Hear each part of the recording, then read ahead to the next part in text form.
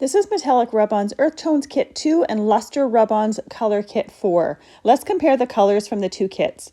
There is, in the Earth Tones Kit 2, there's Colonial, Nubian, Pewter, Olive, Deep Gold, Gunmetal, and Brass. And in the Luster Rub-ons Kit 4, there's Midnight Sparkle, Sunburst, Silver Gray, White Sparkle, Apple Green, and Amber and Russet. Now there's 7 colors in each one of these kits. You'll see that I'm making a little bit of a mess because I'm trying to swab 4 colors or 14 colors with 10 fingers. When you're using them, likely you're not going to be using this many colors at one time, so you're likely not to make nearly as much of a mess. They're easiest to use with your fingers, to apply with your fingers. You can apply them to embossed cardstocks. I like to apply them to die cuts as well.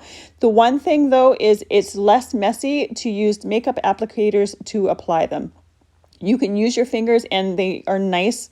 They get nice and soft when you use your fingers from the heat of your fingers. But if you don't want the mess, there is a way to avoid that.